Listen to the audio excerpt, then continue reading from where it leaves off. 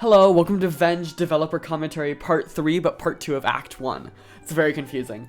But, welcome back. Hopefully you liked the last video. I don't know how much you guys liked it because I'm recording this as I, dropped the first one, or the first Act 1 thing. So I won't be able to, like, do any of your questions in this one if you had any. But, I'll definitely be able to do them in future ones. So, we're just gonna get right into it. So we're gonna start from where we left off with the Pinter. And then we're probably gonna go all the way through until we kill the Cartoonist. I think that'll work. So, let's get started. Let's go into the unknown.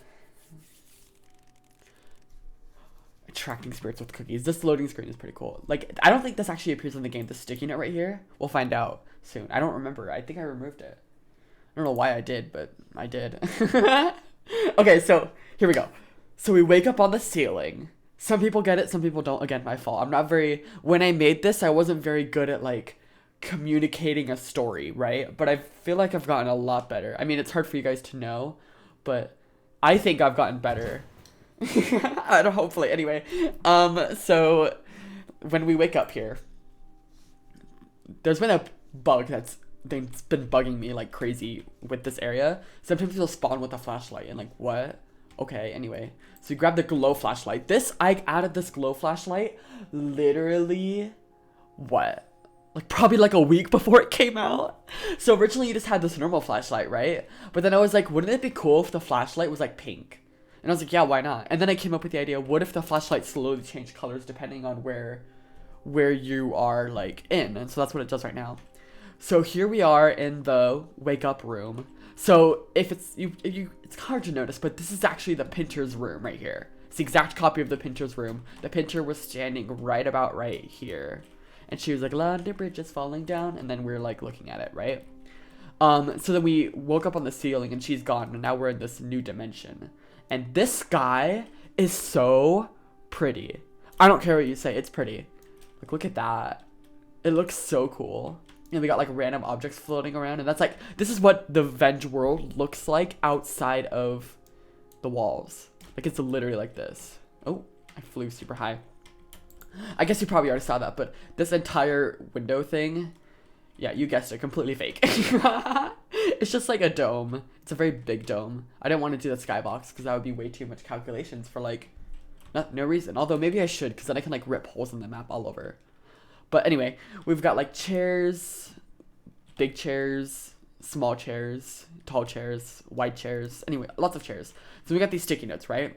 And it's pretty much saying, be careful. So you have to run over here and you're like reading these and it's like, oh, I protected you. And it's like, you can see the chairs flying around. I think you can hit them actually. Let me find one that you can like hit. Is this one?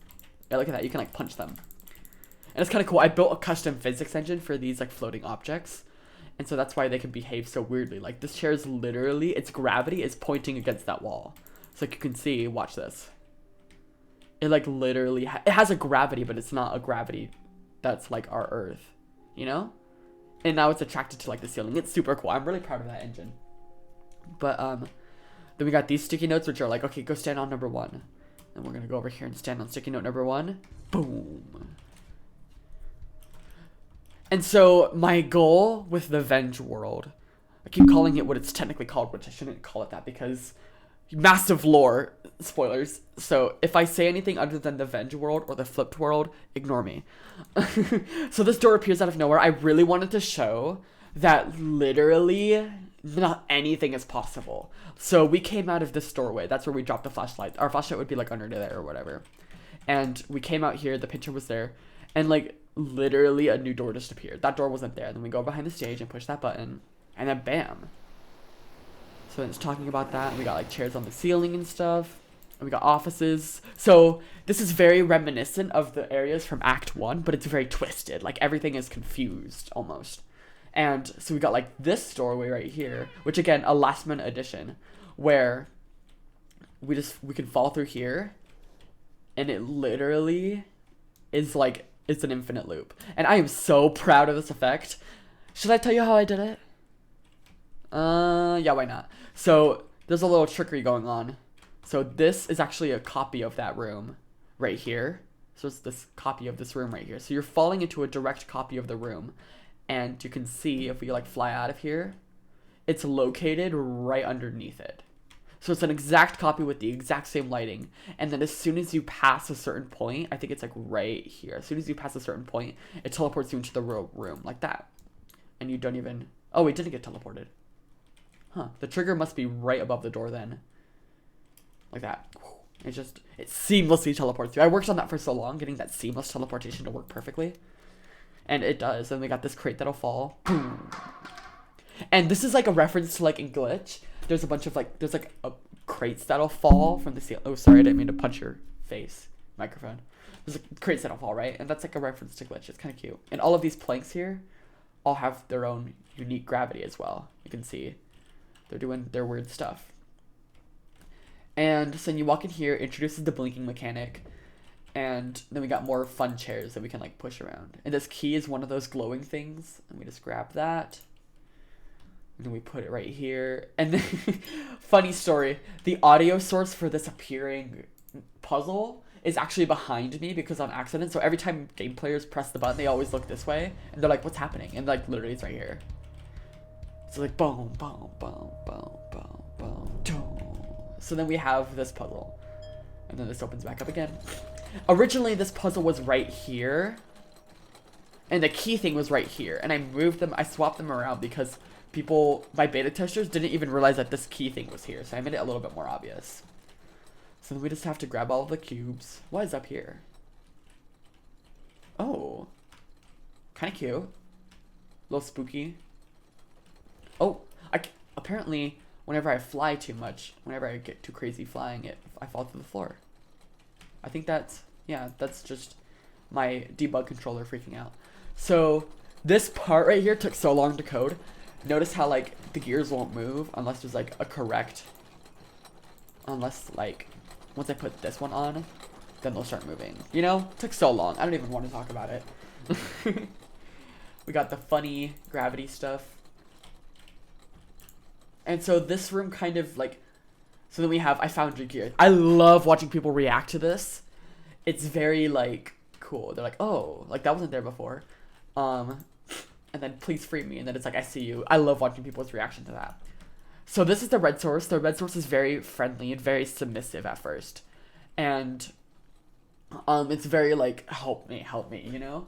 And people who have, spoilers for Act 1. If you've played Act 1, this doesn't last for very long. And, oh, kind of a cool thing. See how the lines are, like, all weird? This is actually Unity glitching out because my cookies are not... The edges of the textures are not completely black. And so it's freaking out. But it low-key looks really cool. It looks really trippy, and I like that. Like, this line, it, like, changes based on how you look at it. I like it a lot. So it's a happy accident. Anyway, that's I want to go home. And then you're my only hope. Kind of cute. Rest in peace, red source. Used to be very kind. Oh, wait, am I missing one? Oh, there we go. We got the ball puzzle. I like this puzzle a lot. People don't like it. I mean, actually, I don't know, to be honest, what people think of it. But I like it, so it's gonna stay. And then I like how it's like all of these noises going on, and then it's just like...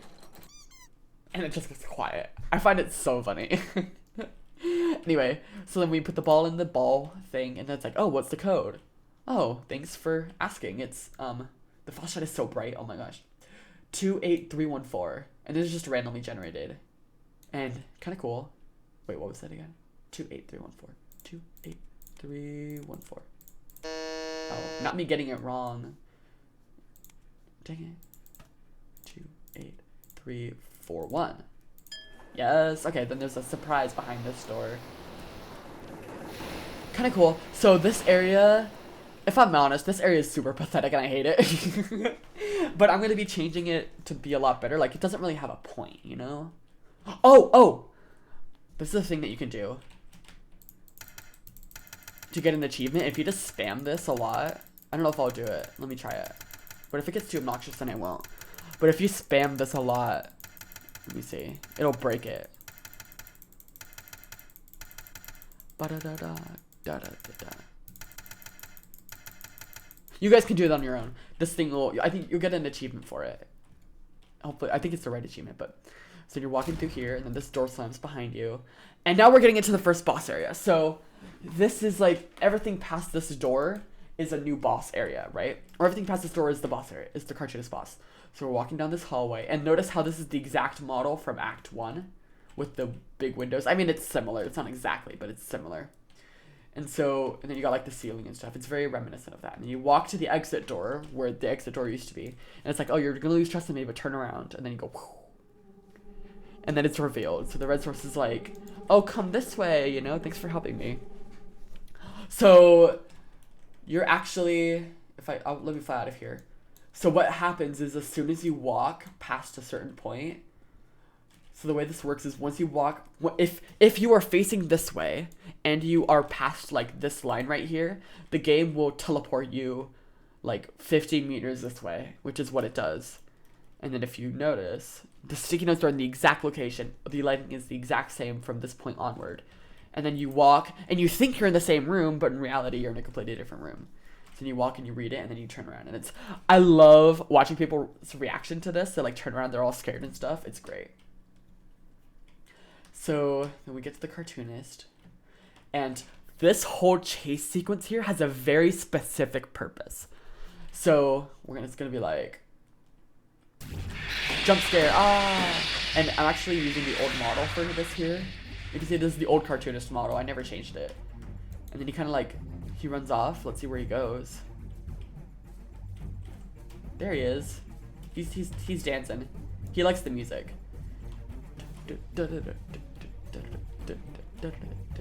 I mean, he's a vibe, you know? So the reason this chase sequence exists is because ever since when he jump scares you, when you start running, you're running through these hallways, and the game is watching you right now, and it's figuring out a few things: how good you are at running, how good you are at avoiding walls, and like how you react during a chase sequence. So it doesn't actually chase you, and that's very intentional because then it marks it right here, and then it gives you a score. So on average, people will get like 100%, right? But you can get 200%, which means that you're really, really, really good at running away from things. And then you can get like a 0%, which is like, oh, you're really bad at running away from things.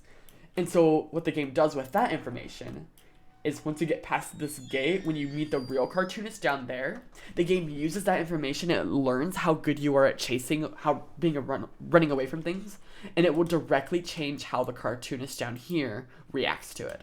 So if you're really, really, really good at running away from a cartoonist or running down a hallway, you know, it's gonna really go hard on you. It's gonna be increasing its speed like crazy. It's gonna be screaming like crazy. It's gonna be doing all that sort of things.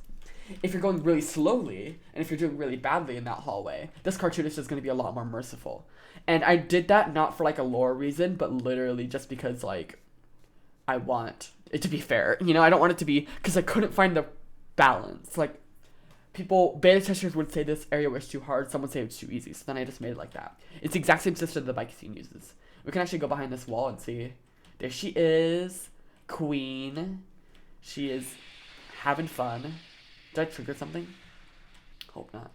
We got this like wall right here, kind of cool. It's very spooky.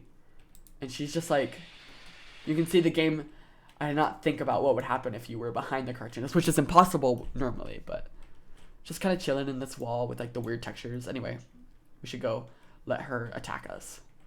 So you can actually skip this cutscene if you can teleport behind this trigger. And then you get to this glass area. And so you can actually see the room that you're going to end up being in, but there's this giant glass window that seemingly has no purpose, and it does have a very specific purpose. And so before I run the chase sequence, I want to show you something. So there's this hallway, right? And then there's this wall right here. Originally, see how there's like this, there's like a light right here, and everything's modeled all the way down here. And you can see there's a giant floor here. Like, let me see if I can turn off like all of these effects so that I can show you better. Like this. And then if I turn down lighting, you should be able to see it better. Oh, you literally can't. Oh, that's disappointing. But you can see there's this giant floor here, right? And then there's this wall. And the reason for this is because, what is that? Actually, what is that? Hold on, let's go investigate. There's also a ceiling here. See all this? Giant, and then this room is just floating in this unused map, right?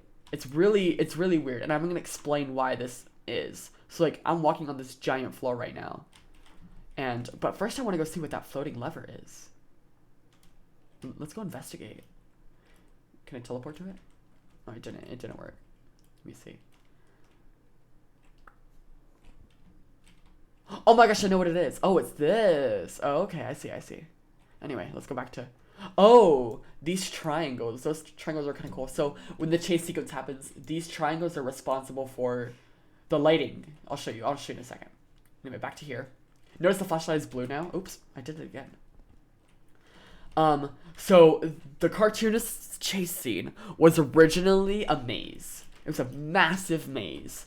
And there was no room here. There was no boss scene down there where the thing ends up being. So this window up there would overlook this entire maze. And it was a massive maze, right? And it was like that for years while I made the game. And it was fine. And there's betas that exist of the maze. But, it just was boring. You know, it's a maze. It's not a very fun chase sequence. So then I came up with the idea for this new cartoonist boss battle literally like a month before the game came out. And that's why it's like so not polished, was because I didn't have time for it, and also I didn't think anyone would care, so I didn't polish it too much. Anyway, back to topic. Let's go back and let's trigger this. Oh my gosh. Trigger this chase scene here. Let me reset all my graphics so it looks good. Nice, okay. We got the cutscene. So watch the lights. The lights are synced to the music. And the reason that... And so I had this idea where like... Because I made animations, right? And I would often sync the lighting to the music of the animation. So I was like, why not do it in Venge? You know? Like, it'd be kind of cool. So you can see, like, watch it.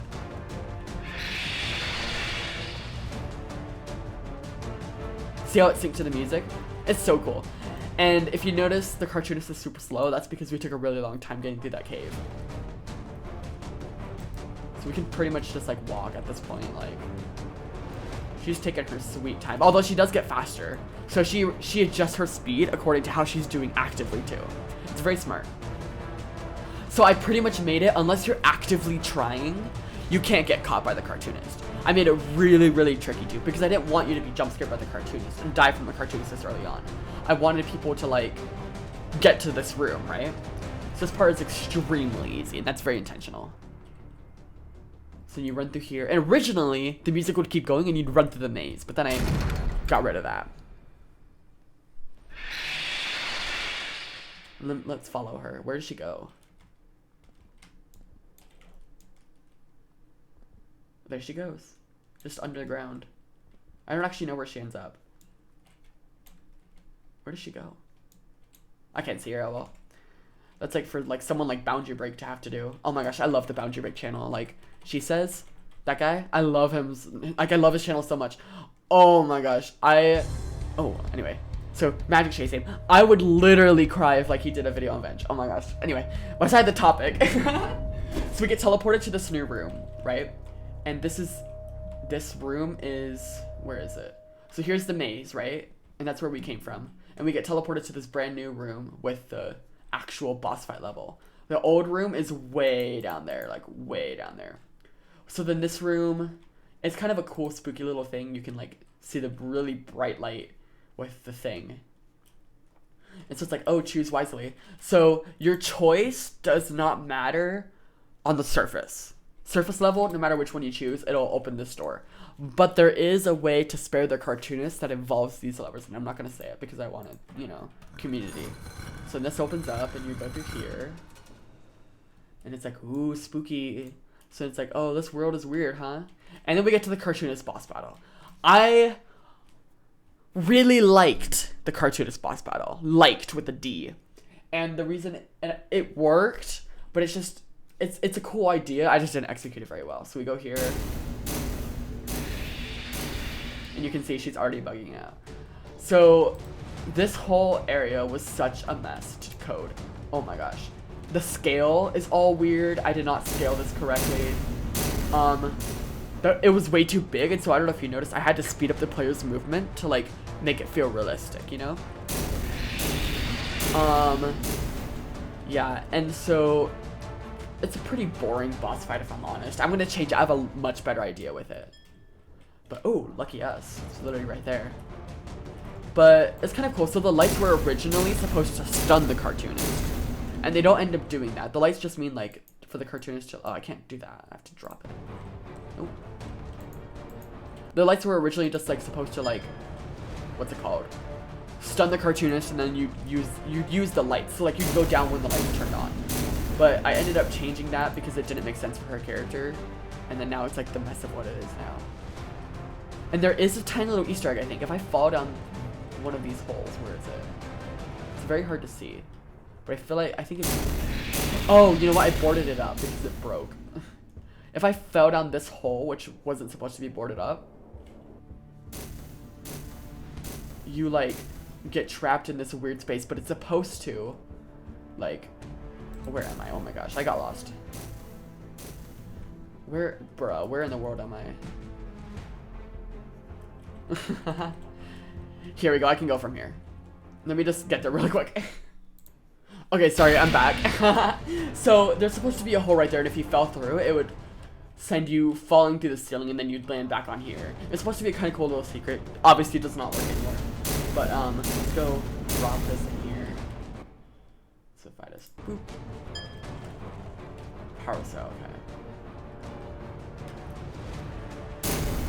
Where is it? Probably should have looked where I was jumping before. Oh, there she is. Throw me. Actually, don't throw me. Oh, actually, that kind of helped. Scrap that. And I'm just gonna fly up because oh, I'm being thrown right now. Yeah, this whole area is not very well polished, and it's gonna be very polished and very much better when I do it for 2.0. So don't worry about that. This is gonna be, hopefully you'll think it's like the best boss fight. Hopefully, in Act 1. Hopefully, fingers crossed. Anyway, I'm literally just gonna like fly back up here, get this done. Drop. Oh, come on. Tiny little bolt.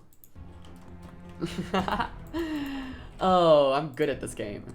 Oh my gosh, I really am good at this game. Yes, okay. Key. The key's all the way down there. Oh my gosh, why can't it give me easy items? It chooses the items randomly, but like... No. Oh. Grab that. Fly back up. That's pretty much how I beat this boss. Like, it's... I don't... It's fine. I don't really like it too much, but... I know people will spend like so many hours on this, and I completely understand. It's so annoying. But anyway. Wrench. Oh, please let the wrench be easy. Where is the wrench? Oh, there it is. Easy. Where is she? There she is. Just fly back up. She has no problem with me. Okay, so the red source, right? The red source is helping us out. It's like helping us get through. And that's very important. Hold on. Drop this. Okay, then we've jumped down here. So the red source is all friendly and stuff. And then once we walk through here, and then we flick this lever, she actually spawns in right here. Oh gosh, she's massive. And she uses the data that she learned from your boss battle and stuff to chase you. It's kind of cool. And for some reason the music does not start. I think I broke it by going out of order by using my hacks. So then we get to this portal, and notice the art style is very like clay and very like, I don't know how to describe it. And then it goes like whoosh, just like that. It's kind of cool. So she's coming through and she'll run through the portal. And she goes fast here, so I have to kind of be careful. Yeah, look at how fast she's going. And then we run over and boom.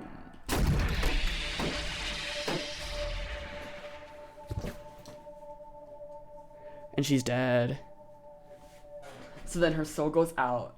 And then it's kind of like a big turning point for the game here. So then the lights go all blue. You can hear the theme song of Venge. And it's all quiet and stuff. And there it goes. There goes the soul. So we set the soul free.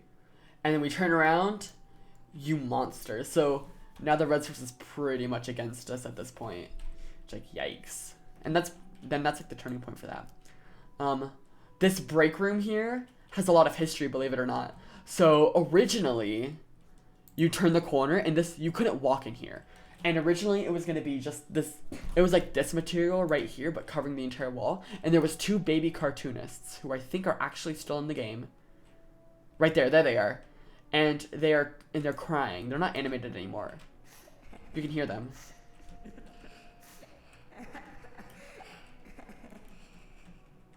And they're like holding hands and stuff. This, in the lore, oh my gosh, you can hear it if you step closer to the wall. That's cool.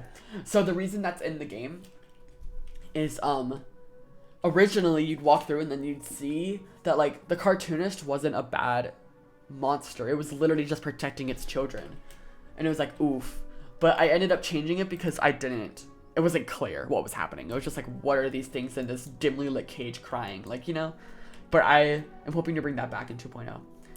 So, and then you can like stand on this chair and it'll like make you fly. I think you get an achievement for that actually. It's like, look at that chair. Kind of an iconic shot though, like that. I don't know. But that is the cartoonist boss battle. So definitely very interesting, the history this thing went through. This is the first boss battle I made. The first boss ever designed for Act 1 was the cartoonist. And I really like it. I think it's a good boss battle. I mean, it has its problems, but it could use some work, but it'll definitely be great one day. And yeah, that is where I'm going to end the video. Actually, we'll do a little bit more. So we'll end the video right here, going through the store to the second boss battle with the laserette. That area is pretty cool.